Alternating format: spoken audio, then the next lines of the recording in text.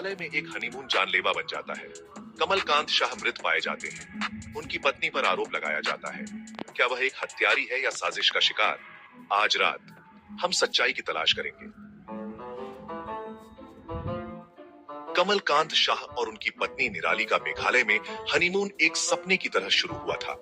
हरे भरे पहाड़, बादलों से ढकी घाटियां और एक नई जिंदगी की शुरुआत। लेकिन कुछ ही दिनों में यह खूबसूरत यात्रा एक भयानक त्रासदी में बदल गई। एक सुबह कमल एक गहरी खाई में मृत पाए जाते हैं। पुलिस और बचाव दल घटनास्थल पर पहुंचते हैं और पूरे इलाके में सनसनी फैल जाती है। पुलिस का दावा है कि निराली ने हत्या कबूल कर ली है और यह कोई अचानक गुस्से में किया गया अपराध नहीं, बल्कि एक सोची समझी साजिश थी। पुलिस के मुताबिक सबूत भी इसी ओर इशारा करते हैं। लेकिन निराली के परिवार का कहना है कि पुलिस ने जल्दबाजी में जांच की और निराली को फंसाया गया है। उनका दावा है कि निराली निर्दोष है और उसके खिलाफ कोई ठोस सबूत नहीं है। अब सवाल उठता है, क्या यह वाकई जुनून का अपराध था, या फिर किसी ने पहले से ही इसकी योजना बनाई थी, या फिर यह सब एक भयानक हादसा था जिसमें किसी की कोई गलती नहीं थी। पुलिस और परिवार दोनों अपनी अपनी सच्चाई पर अड़े हैं। दोनों के पास अपने अपने तर्क और कहानियां हैं जो एक दूसरे से बिल्कुल अलग हैं। असली मकसद क्या था? क्या कोई तीसरा व्यक्ति भी इस मामले में शामिल था, या कोई ऐसा राज है जो अब तक छुपा हुआ है? पूरे देश में इस केस को लेकर बहस छिड़ी हुई है। लोग सड़कों पर, बाजारों में और सोशल मीडिया पर इस मामले पर चर्चा कर रहे हैं। हर कोई सच जानना चाहता है। हम आपके सामने सारे तथ्य और सबूत रखेंगे। अब फैसला आपको करना है। क्या यह हत्या थी, हादसा या कुछ और? आप क्या मानते हैं? मुंबई का रेलवे अराजकता जानलेवा बन जाती है क्योंकि एक भीड़ भाड़ वाले स्टेशन पर भगदड़ मच जाती है।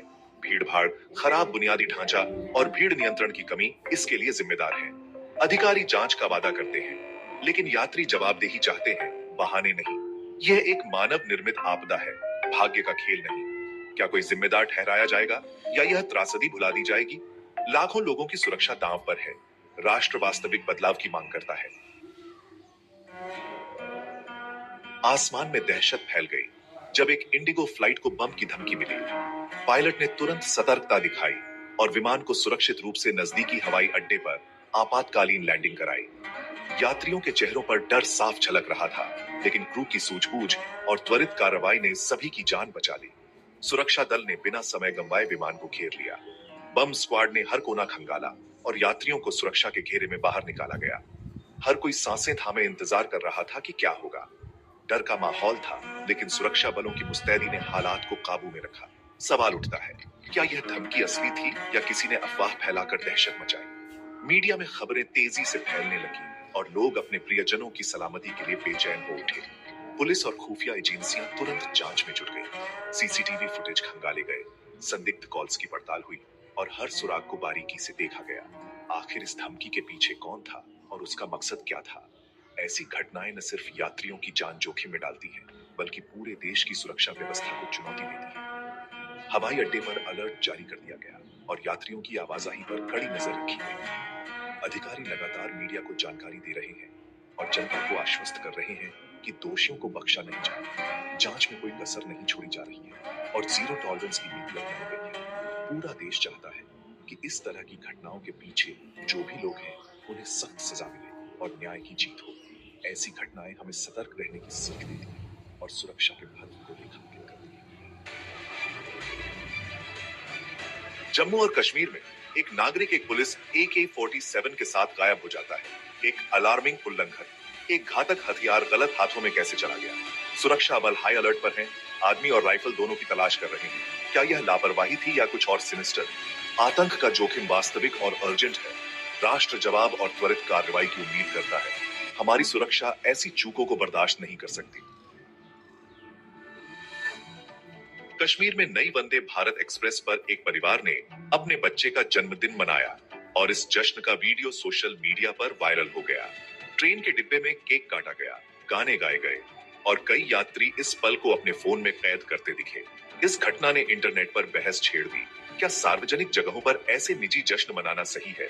कुछ लोगों के लिए यह एक जॉयफुल और मेमोरेबल क्षण था, जिसमें परिवार और आसपास के यात्री भी शामिल हो गए। लेकिन कई यात्रियों को यह शोर शराबा और भीड़ भाड़ पसंद नहीं आई। सोशल मीडिया पर भी राय बंटी रही। कुछ ने इसे पॉजिटिविटी और टुगेदरनेस का उदाहरण बताया, तो कुछ ने इसे अनुशासनहीनता और दूसरों की प्राइवेसी में दखल कहा।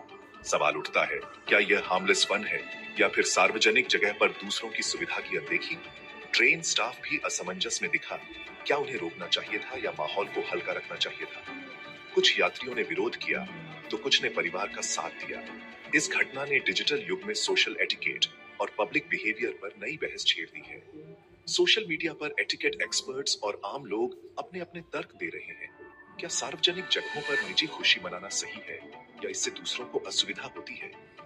व्यक्तिगत आनंद और सार्वजनिक डेकोरम के बीच रेखा कहाँ खींची जाए? क्या भीड़ भाड़ वाली जगहों पर ऐसे जश्न जायज हैं या हमें दूसरों की स्पेस का भी ध्यान रखना चाहिए? ये सवाल हर किसी के मन में है। पूरा देश इस मुद्दे पर चर्चा कर रहा है। आपका क्या विचार है?